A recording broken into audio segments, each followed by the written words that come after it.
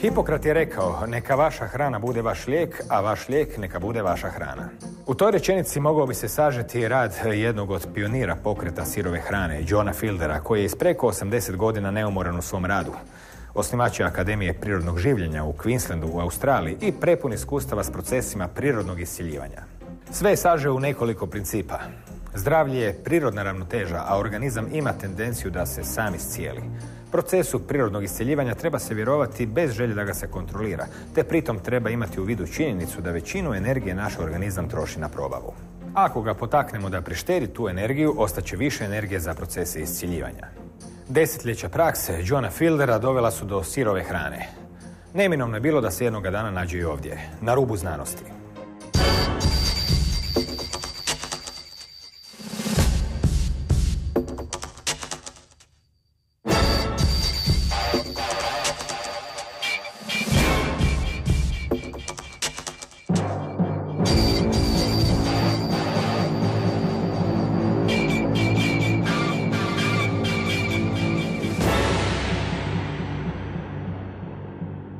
Dobro večer. Gospodin John Fielder stiže iz Australije, već je rečeno, iz Akademije prirodnog življenja, također je predsjednik Britanskog higijeničarskog društva, te se pitanjima odnosa zdravlja i hrane bavi već pola stoljeća. Dobro večer. I've been involved with natural living since 1963, and so that makes it 51 years, I think, this year. Is that right? Yes, it could be. Već desetljećima ukazujete na ideju da je sirova hrana nekako najbolji izbor ponude u silnoj ponudi raznih načina ishrane koje se nudi oko nas. Kako ste došli do sirove hrane? Koji put je doveo do toga? Kako je sve počelo? Actually, what brought me to being involved with raw food in the beginning, and I would like to point out that not only raw food is involved here in being healthy, that there are all the other aspects of being physically active, getting fresh air and sunlight, and having your head in place, because if you don't have your thoughts right, you can kill yourself with the thoughts in your own mind, even though you might be eating correctly.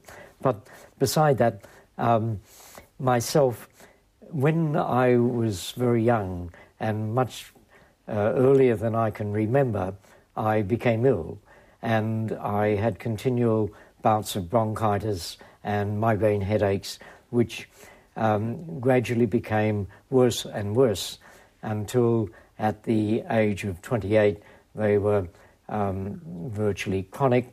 The bronchitis, through the medication that I'd been taking, had morphed into asthma, and of course when you're an asthmatic, you feel that unless you take medication, you're going to die. And that's what you're told by the profession. And, of course, one of the first things that you have to do to be able to get beyond that is you have to go through an asthmatic attack without taking any medication and finding out that you actually don't die, that you are able to live. And that is perhaps the hardest hurdle to overcome in the beginning, and that is true of everyone who is chronically ill. And the first step is the hardest step, because then once you've taken the first step and you know within yourself that it can be done, then nobody can take that away from you. Whereas previously it's all been done on faith. And as you know, faith is not exactly the best thing to apply practical ways of living. You need to actually have the practical application to be able to convince yourself, if nothing else.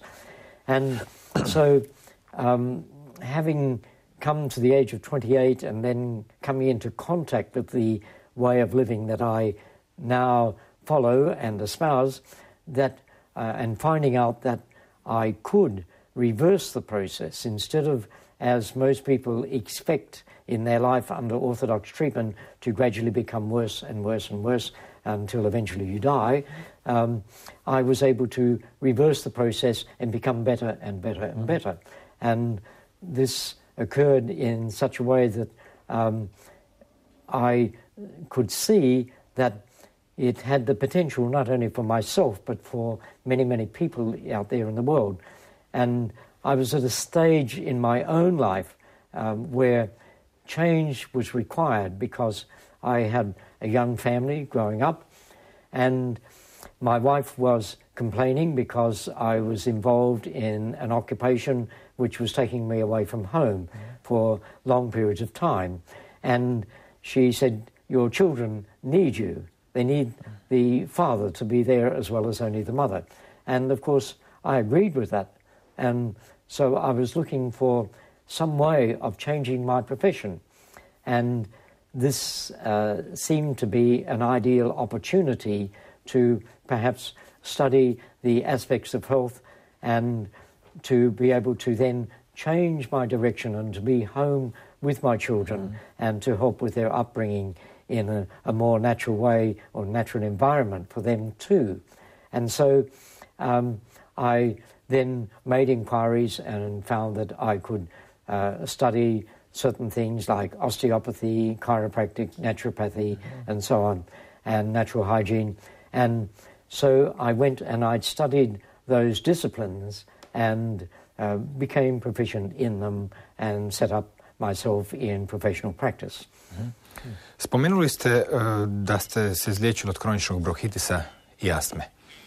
Kako ste to učinili? How come? Well, the only thing is that I can only say that that was because of the way that I was being fed in my lifetime, and perhaps I had certain genetical limitations as well, which contributed towards it.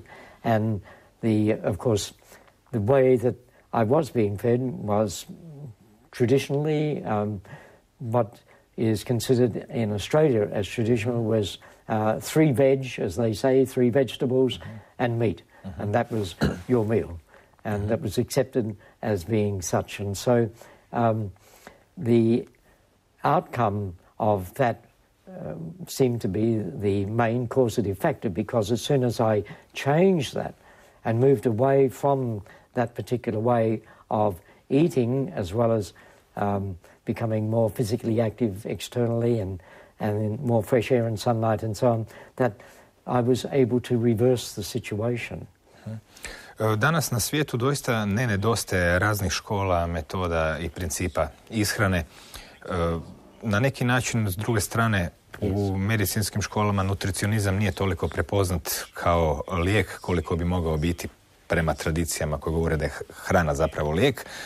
I imamo brojne suprotstavljene koncepte. Pitanje ugljikohidrata, proteina, masti, kuhanja, ne kuhanja, žitarica da, žitarica ne, neki jedu samo voće i slično. Na koji način, neki od tih načina su jednostavni, neki baš i nisu, zahtijevaju trud i napor. Na neki način preporuke vaše idu prema jednostavnosti. U kom smislu bi zapravo čovjek mogao inkorporirati na neki jednostavan način to što se zove danas sirovom hranom, i što bi zapravo trebalo na neki način izbjeći, jer i unutar sirove hrane također nije baš sve ujednačeno, niti je svaka sirova hrana na neki način jednako životna. No. I like your concept of simple, because it is the concept upon which I operate and which I function and which I believe in. It's a matter of keeping things as simple as possible. It's what we call the KISS principle. Keep it simple, stupid. And if we keep things simple, if we realize that the animals in their natural state, they don't go out there and prepare their meals. They don't put them all together in this way or that way or some other way. They eat them as they occur. And this is the principle which I believe is uppermost and important. If we learn to eat things as they come to us in nature and not to have to worry about making all these gourmet foods. In actual fact, my experience has been that you can be just as ill eating raw foods if they're all prepared in this gourmet fashion as you can in eating traditionally. And this I would warn people against. As you've said, there are so many different ideas just within the raw food movement itself, without even going beyond that are confusing.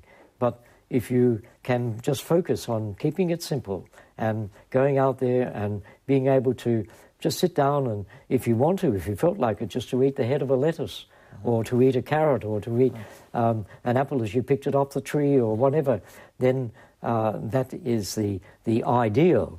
I know that perhaps isn't always aesthetically possible, or when I say possible, it might not be something that we appreciate aesthetically, but it is definitely the ideal if we can only move in that direction. Ja sam osobno bio iznenađen kad sam saznao da unutar, recimo, pokreta sirove hrane postoje razne razlike, jer činilo mi se da ne može biti razlika u nečem što je toliko jednostavno kao što je koncept sirove hrane. Ispostavilo se da može. Možete li dati neke primjere gdje, recimo, sirova hrana je sirova, ali nije ono što biste vi mislili da bi trebala biti? Yes. One of the most important ways, or outstanding ways, that I have seen is in the way of dehydration. That a lot of people feel that the dehydrated food is quite an acceptable food as a raw food, and they can just eat that, and that will make them enable their body to function at a healthy level. Whereas this is really not so, because you don't find dehydrated food naturally. If you went out in the field, you went out into the orchards and places like that, you don't find dehydrated food there overall. You find fresh food as it is, as it comes off. You will find some dehydrated food at particular times, but it is minimal. And it's nice to have a minimal part of your diet is dehydrated, but it should not be the maximal part. Na temelju više desetljetnog iskustva koje imate, kako biste mogli ukratko opisati učinke konzumiranja sirove hrane na ljudsko zdravlje? Znam da je svaki slučaj individualan, ali možda postoje neki generalni opisi učinaka u smislu više energije, manje energije ili nekakvih drugih parametara.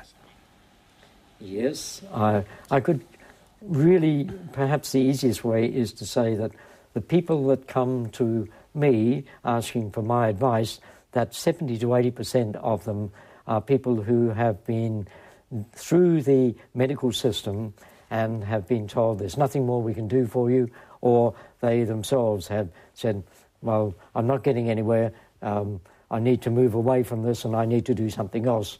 And so they themselves, that the results of the experience with those people that are all so chronically ill that they've given up on life virtually, and for them to be able to turn their life around, and well over 50% of those people are able to turn their life around, even though they've been told there's nothing more that can be done for them. That to me is the greatest proof that I can ever have.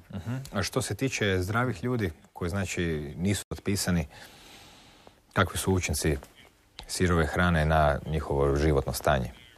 Yes. Immediately, well, the first thing that happens to people once they change their lifestyle, and I would prefer to talk about lifestyle than I would raw food in a way, but once we change our lifestyle, the first thing that occurs is the body then goes into healing mode, because you've released all of this energy that's been used up previously to just keeping you alive, where that energy then is available to heal you from the damage that you've done because you haven't been living as you should have been living. And that energy then goes to healing, and people start to feel perhaps worse before they feel better. It's like building or buying an old house, one that's in a way a state of being broken down, and the first thing you have to do is you have to tear down half of the stuff that's in there and get rid of all of that. And that process is going on in our body. You've got to tear down all of the unhealthy matter that we've accumulated. You've got to change the unhealthy cells that are in our body and change them into healthy cells. And that's a pretty dirty process, just as it is with your house when you're in there and you're pulling it all out. It's all there's dust and there's rubbish and there's muck and everything you can think of that's going here, there and everywhere, and a whole big mess that you have to clear up. And that's what's happening within you. And so you're feeling pretty poor. You're feeling perhaps worse than you've ever felt in your life for a while.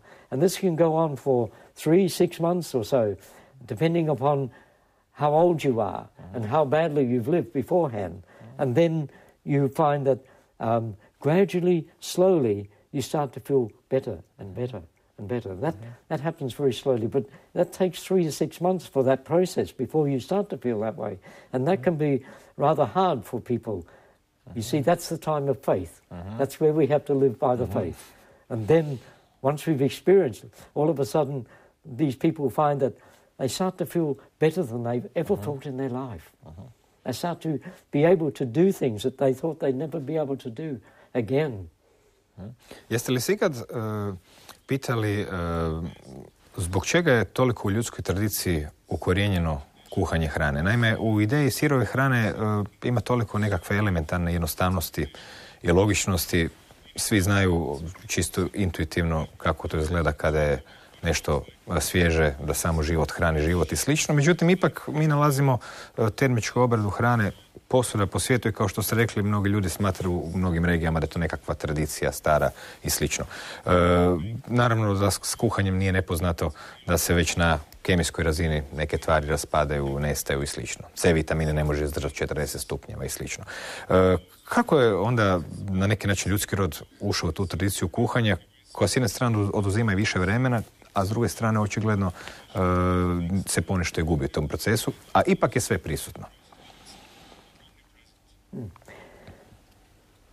This is a theory. You must realize this is purely my theory, and it doesn't have to be true. But this is what I have come to believe after traveling the world and looking at the different cultures and the different things that we have started to incorporate in our diet. Like if you go to China and you see all of the different, the shark's fins that are cooked up and the different parts of the animal bodies that are presented in different ways, and you think, well, how is it that this has occurred? And what I feel has happened over the centuries, because we're looking at centuries, we're not looking at just a few hundred years, we're looking at thousands of years of living on this planet.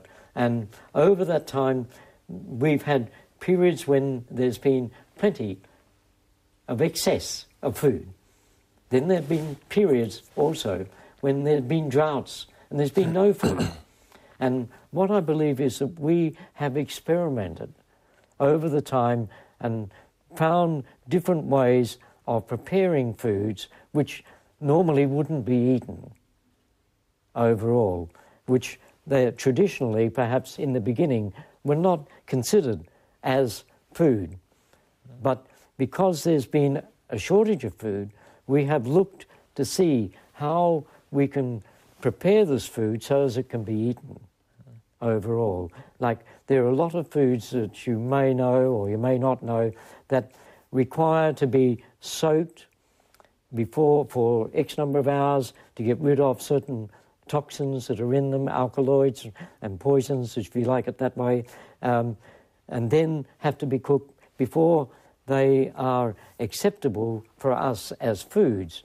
And so we've had to learn these things, and we have learnt them, as I would see it, in times of when there's been shortages of foods, to enable us to be able to survive.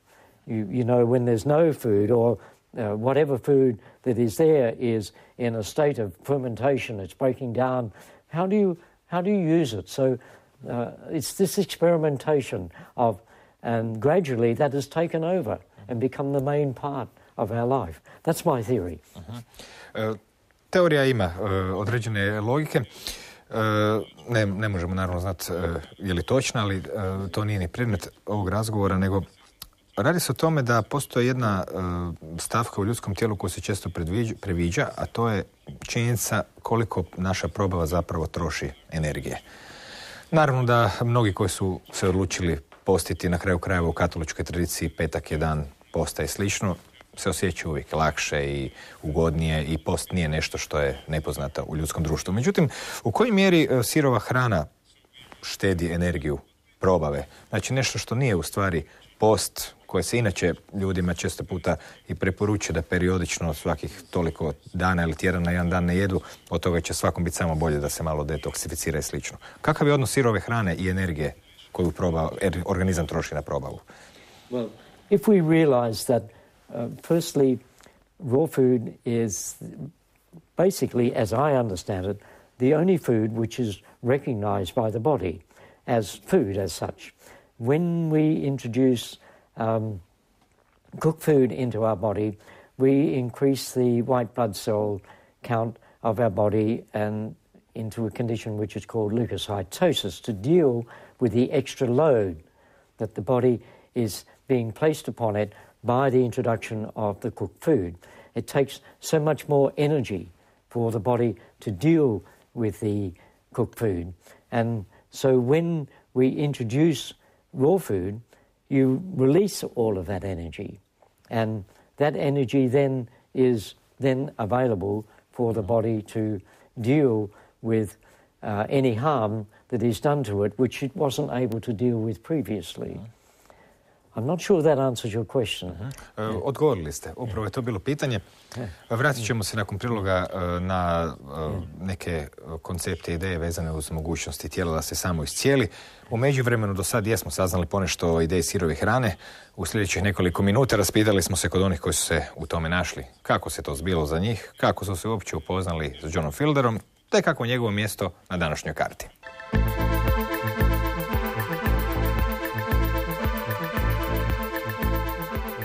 Australac John Fielder jedan je od pionira sirovojedstva, prehrane koja se temelji na sirovoj hrani.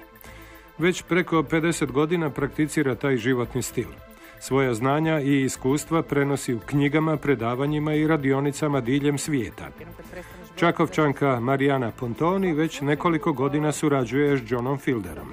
S Johnom Fielderom sam došla u kontakt u Varaždinu preko obitelji Kos koji su organizirali predavanje u svom centru gdje je John Fielder govorio o načinu prehrane koji u biti meni odgovara, jer sirovojedstvo, nažalost, onako kako mi danas poznajemo, uglavnom nam dolazi preko Amerike, a Amerika kako sve komercijalizira, tako je komercijalizirala i najjednostavniju stvar na svijetu, a to je kako pojesti jabuku, bananu, naranču ili tako nešto. Različiti pristupi sirovojedstvu, posebice u Sjedinjenim Državama, učinili su tu vrstu prehrane skupim životnim stilom. John Fielder nastoji promijeniti te stereotipe kako bi ta vrsta hrane bila svima pristupačna. Načela sirovojedstva temelje se na dobrobitima hranjivih tvari koje se ne uništavaju preradom, kuhanjem ili pečenjem.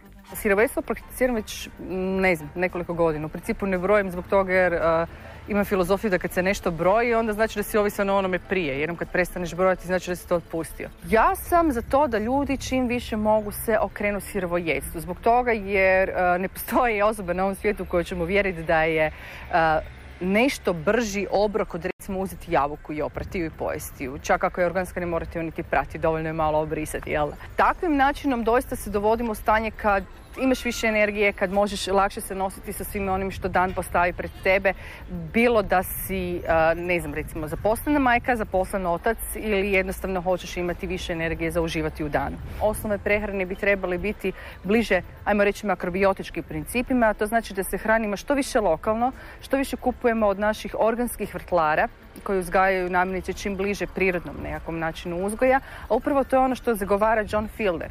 Idealno bi bilo kada bi svako od nas mogao imati uvjete i uzgojiti si barem jedan dio namirnica koje konzumira on i njegova obitelj.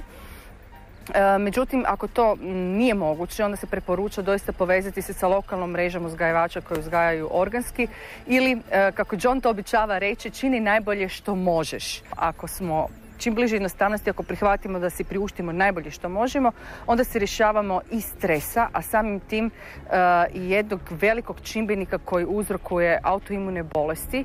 Fielder tvrdi da je sirovojedstvom riješio neke od svojih zdravstvenih problema, poput čestih migrena, astme, artritisa i tako dalje. Kad je u Hrvatskoj, onda je obično kod nas naš gost, kućni, I njegov dan izgleda na način da propušta doručak. Ručak mu je oko 12:01 i sastoji se doslovno od voća, koje najčešće nije pripremljeno u nikakav recept, nego doslovno jabuke, banane, kruške, jagode. Dakle, što je već sezonski. Uglavnom se stavlja naglasak na sezonsko dostupno voće, koje se jede već onako kako čovjeku dođe volja i uglavnom u mjeri u kojoj mu dođe volja preporučuje se ne više od 750 grama tijekom tog obroka.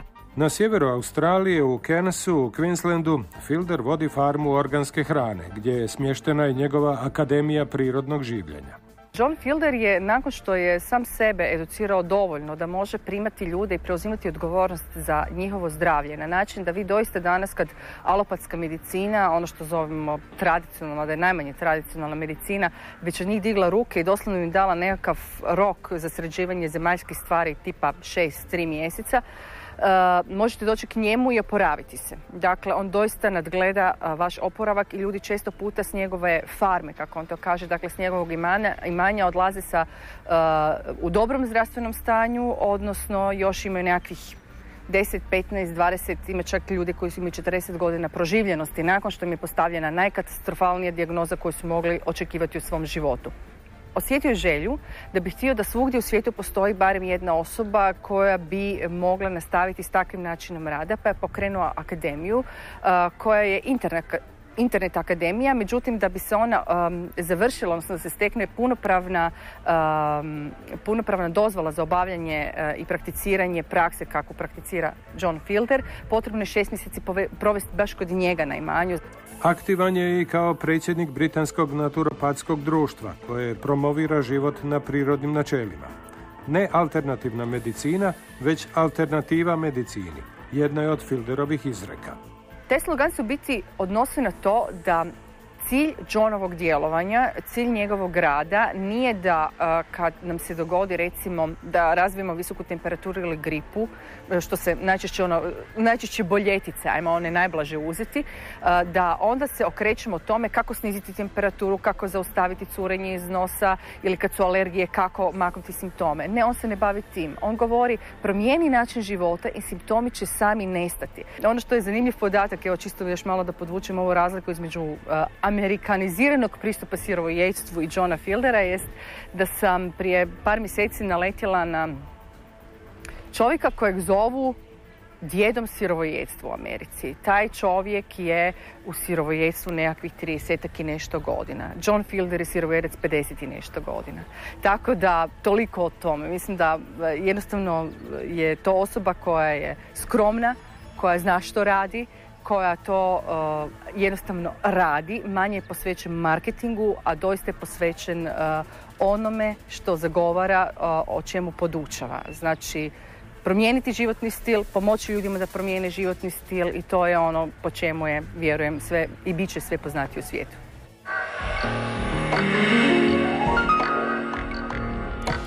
Kada se priča o sirovoj hrani, cijelo vrijeme se priča o štednji energije, da tijelo na neki način se ne mora toliko boriti s toksinima, da lakše živi i da možda može ostvariti svoje potencijale u nekom drugom smislu.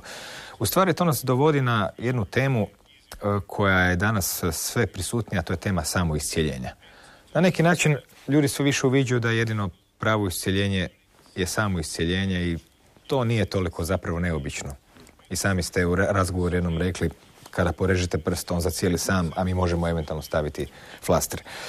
Na koji način zapravo promatrate te odnose samoiscijeljenja i što u stvari čovjek treba napraviti da bi tijelu dopustio da ti sofisticirani mehanizmi prorade? Kada je riječ o mnogo bolnim i složenim stvarima nego što je porizotina na prstu. Yes. By the release of this energy, you find that it doesn't matter what condition we're dealing with. Let me perhaps share with you an experience that I had with one of my clients.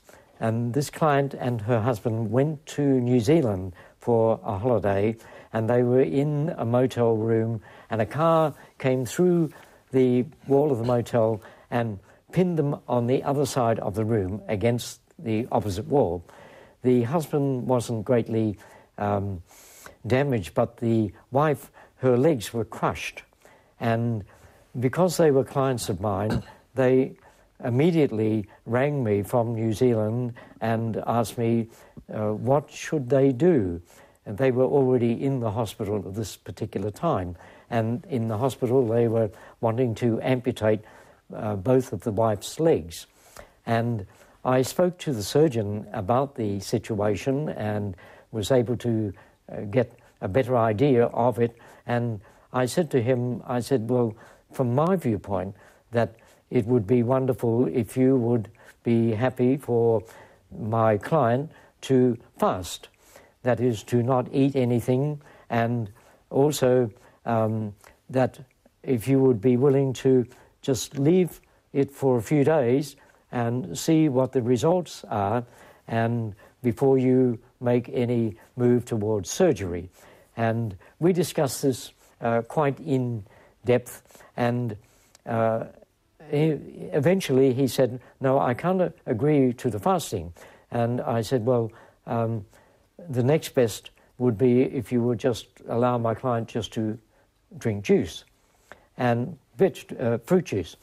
And he said, after much thought, he said, well, I think I can agree to that.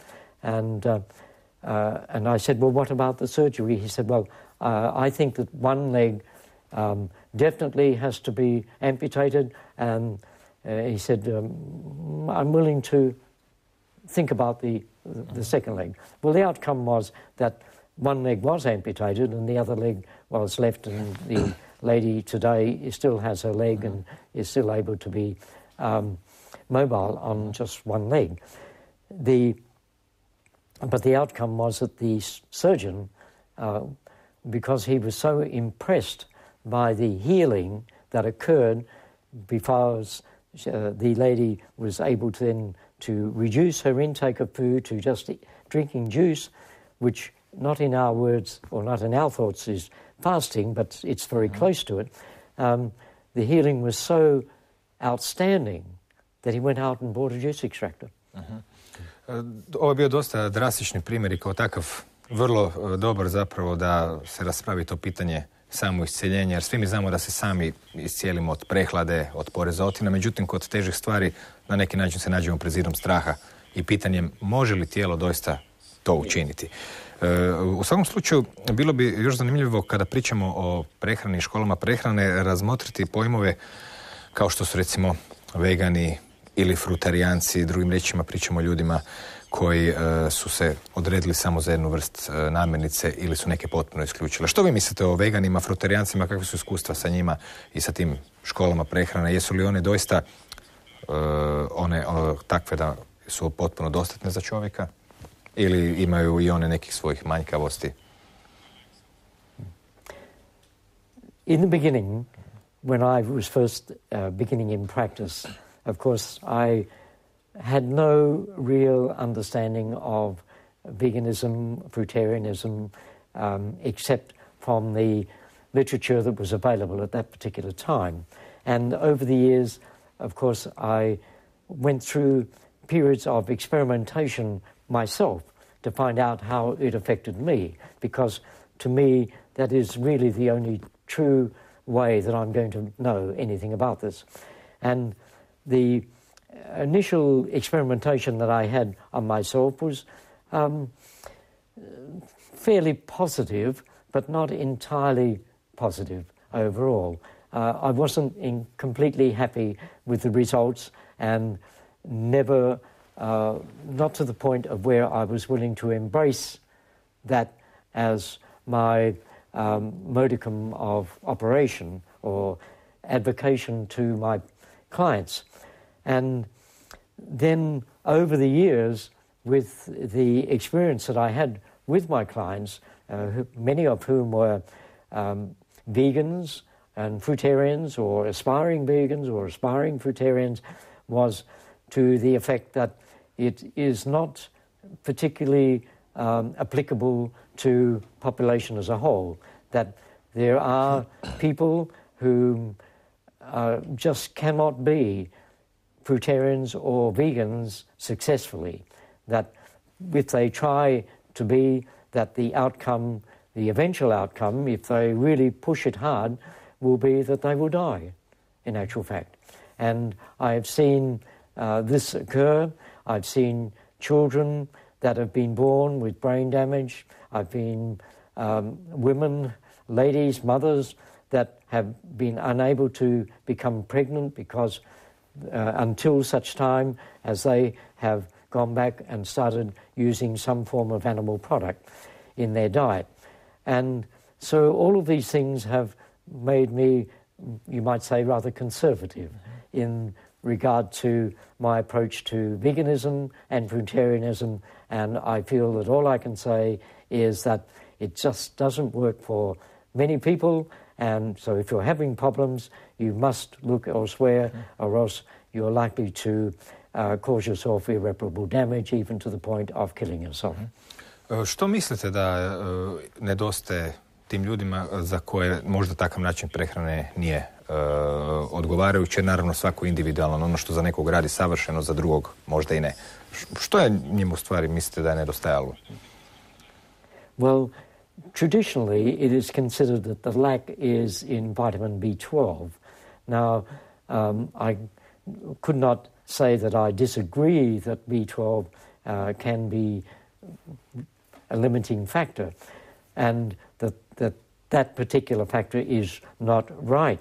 But I believe it's much more complex than that, and I believe that we won't even know. I don't believe that science is ever going to know all that there is to know, and so I believe that, as I said, it's much more complex question than just vitamin B12. But what else is involved, I don't know. Na koji način gledate na konzumaciju mlijeka? Poznato da jedan dio populacije jednostavno ne može mlijeko probaviti, nema određenu bakteriju. Potom postoje razne vrste mlijeka kod kojih su neke više prihvatljive za ljude ili manje, sličnije ljudskom i slično. Kako je vaše gledište za to, u tu namirnicu koja je postala sve prisutna i raširena u zadnjih 50, 60 godina, 70? Well, basically you might say that every animal in nature, once it's weaned, doesn't drink milk anymore. And I feel that to some degree that applies to the human animal as much as it does to the other wild animals and domestic animals and such like. But we can utilize milk in its soured form, in the form of kumis or kefir or yogurt and such like.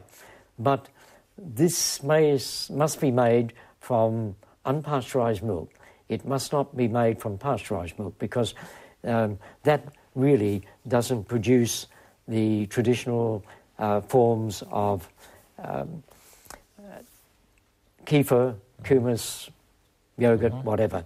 It, in my estimation, it produces rotten milk, and there've been many experiments that have been carried out over the years where they've taken the calf from the mother and they've separated it, and they've then taken the milk from the calf's mother and they pasteurized it and fed it to the calf. And in every instance that this has been occurred, where that has been the main form of food for the calf, that the calf has died in the end. So if it's so poisonous to the calf, which is its natural food, how much more poisonous it must be to me as a human being, it is not its natural food. And so we must start with unpasteurized milk, raw milk in its state, and then we will get the fermented product that we wish, and this will help. And this is a form of partial predigestion, and we then seem to be able to handle this, but only in small amounts. Kada pričamo o jogurtu i kefiru, kao što ste rekli, to je već pretprobavljeno. A što sa baš samim mlijekom? Je li ono prikladno za ljude u kojim količinama? Not in its pure form, not in its sweet form. In the child is able to take it because it has the enzymes and such like required at that particular stage, even up to perhaps 8 or 9 years of age. But then our body goes through a change, as you know, and we go through into puberty overall, and we become adults, and it goes through this whole change, and our whole digestive system changes as well, and we become what you mentioned before, we become intolerant. Lactose intolerant is the term that is used to describe this situation. And then it's at that stage that we then are unable to tolerate sweet milk, and we become lactose intolerant, and we're able to then utilize it in its fermented forms. Kako se u kontekstu sirove hrane, odnosno kako vi gledate na meso, s obzirom da nikom se baš ne sviđa ideja jest sirovo meso, a i ne znam u kojoj mjeri zapravo se može govoriti o konzumaciji mesa kod ljudi koji zapravo je ono oduvijek bilo prisutno, ali ipak su velike razlike između danas kada je ono prisutno na dnevnoj osnovi ili prije 50-100 godina dok se to zbivalo nekoliko puta godišnje ili koji put mjesečno. Drugim riječima, na koji način mislite da ljudi u kontekstu sirove hrane mogu konzumirati meso po vama ili ga ne izbjegavati ili u kom obliku? Again, we come back that it must, if it's to be eaten, I'm not an advocate of meat eating, but I do say to people, if you're going to include it in your diet, then the only way that you successfully can do so is in its raw state. But we must look at the traditional way of eating raw meat, and the traditional way of eating raw meat was to hang it and to wait until it was at a particular stage of fermentation, and then we utilized it in that way. And so if we do this, and we do it in small amounts, as you mentioned in the past, on occasions throughout the year, maybe once a month or something like that, then we can utilize it beneficially. And one authority, Dr. Tilden in the United States, said that we should only use about the size of a silver dollar, which is an American coin, not much bigger than about that size, and then we will be all right. But if we utilize it in the form that we're utilizing it today, as each sitting down and having a steak at each meal, then we're going to have trouble. Drugim riječima, u kontekstu sirove hrane radi se o sušenom mesu, a ne o kuhanom, pečenom ili onom istinski sirovom, krvavom, da tako kažem. Yes, it's when we say about dried meat, there is a slight difference between hung meat and dried meat. The hung meat is allowed to ferment overall, whereas the dried meat is like dried food. It's dried and crisp type of thing, or it might be still pliable, but it hasn't got that same fermentive action that is occurring as it does with hung meat. Kada se Zapad zapravo prvi put se susreo s nekim konceptima, na svijetu se naime u imperijalnom širenju susretalo sa raznim kulturama, civilizacijama gdje su neki ljudi bili doista dugoživući, zdravi i slično. Zanimljiv je bio slučaj, dakle, jednog liječnika iz britanske vojske koji se susreo u Indiji sa hunzama. Što ga je to naučilo, zbog čega su ga interesirali, što je kod njih istraživao i kakve zaključke izvukao? His conclusions were that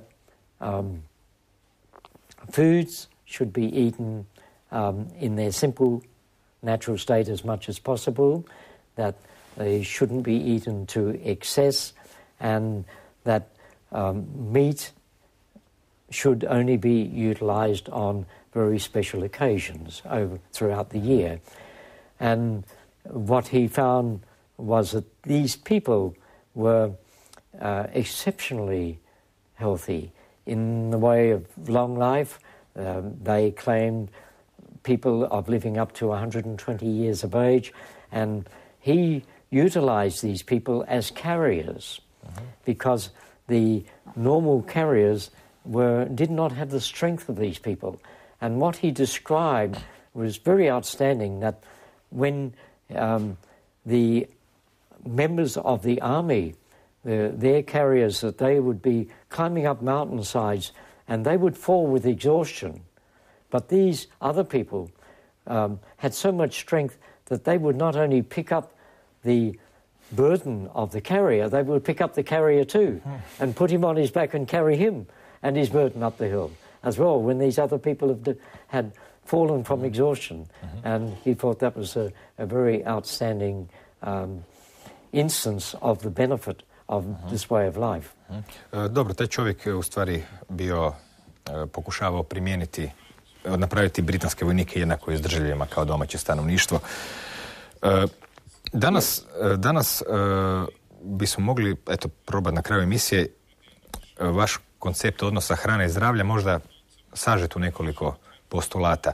Sami ste rekli da nije riječ samo o sirovoj hrani, nego o cijelom rasponu utjecaja kojima se izlažemo od naših misli do životnih navika. Na kraju krajeva ekstremna izloženost stresu može blokirati bilo kakav pozitivni učinak, bilo kakve tvari koje unosimo u sebe da nam na neki način pomogne. Koji bi ti bili postulati u kojima se povezuju i hrana i zdravlje i ideja da se tijelo zapravo najbolje samo iscijeljuje na načinima i po programima koje jedva da razumijevamo? Kako bi se to sve moglo sažeti? Well, I could summarize it by saying that we are the cause of our problem because we are the only person who eats for us, who exercises for us, who thinks for us, who breathes for us, and so on. And we are also the cure. We're the only person that does all of those things, which enables the body to carry out its natural healing process. Dr. Russell Thacker Troll in the United States put it very simply when he said that nature has not provided remedies for diseases, nature has only provided penalties, that there is no cure but a return to obedience. I can't think of anything off there are others, but we did start off by trusting the process, and that is very important in this whole thing. And Gary Zukav was a very outstanding person who made that particular comment with regard to the function of our body. There was another quotation that came from Dr. Reich Hamer, who was a German oncologist and who gave up being an oncologist through his experience with cancer. And he said, nature does not make mistakes, only we make mistakes. U svakom slučaju, sa tom misli ćemo završiti, da nam ostaje odzvanjati u glavi. Hvala vam na gostovanju i do neke sljedeće prilike kad se možda opet vidimo. Doviđenja. Hvala i vama na pažnji. Kao i obično, i kod sirove hrane na kraju krajeva čini se da je riječ o isključivanju posrednika, u ovom slučaju posrednika između prirode i čovjeka, jer doista jest, kad se malo bolje razmisli, ambiciozna zamisao da čovjek može poboljšati nešto tako kompleksno i staro kao što je priroda sama, koja u sebi u ostalom sadrži još toliko procesa i međuodnosa da je moguće da ih se nikad neće moći obuhvatiti. No, neke stvari rade, iako ne znate kako rade, a u velikoj ponudi ideja koja nam se nudi, možda ona o povjerenju u prirodu kao nosioca svega što je čovjeku potrebno, i to u izvornom obliku sa što manje intervencija, zvuči prilično razumno. A u međuvremenu, laku noć.